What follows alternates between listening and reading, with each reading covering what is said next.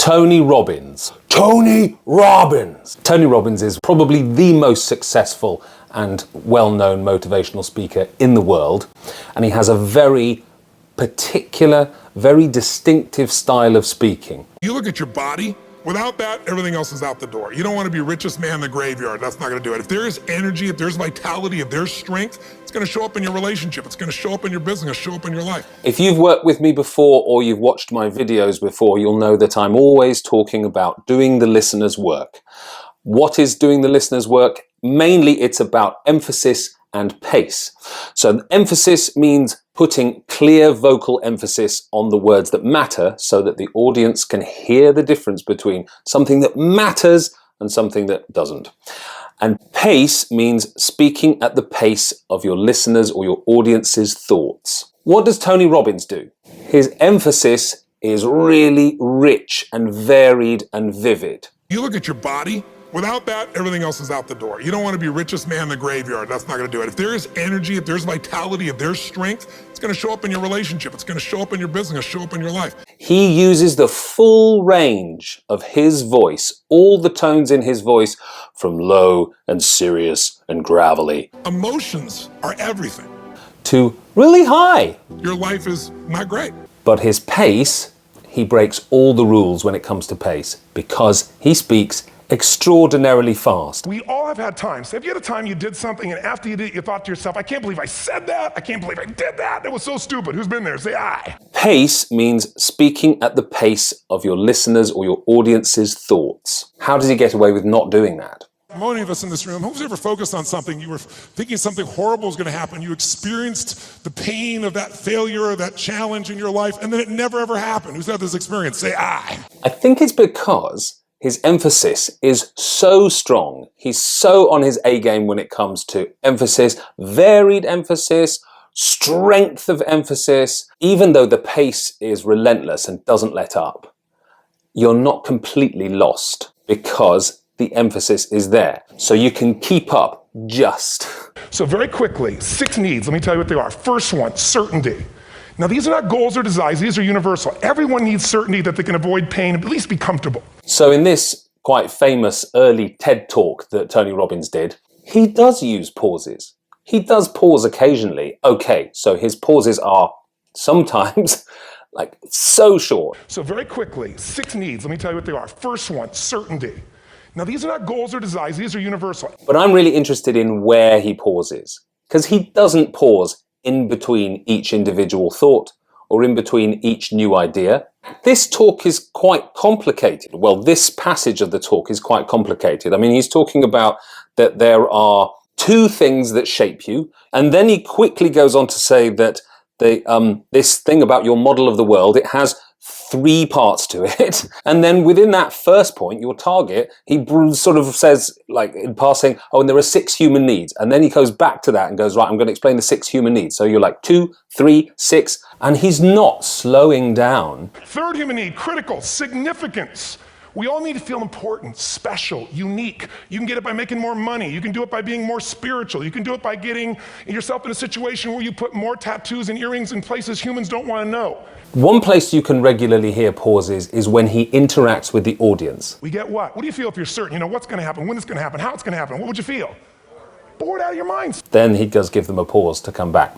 And I think he needs that in order to breathe. But he does pause. And when he pauses, it's in very particular places. It's after the most significant words. 6 needs. Let me tell you what they are. First one, certainty. There's a second human need, which is uncertainty. We need variety. Third human need, critical, significance. Now, this is what I coach people to do all the time. If you put emphasis on a word, especially on a really important new idea or new thought, you've got to leave a pause to allow that new thought to land, to arrive in your listener's hand, in your listener's brain. And he does do that after those significant words, certainty. And he pauses. Not long, but he does pause. Uncertainty, variety. And then when he moves on to human need number 3, significance.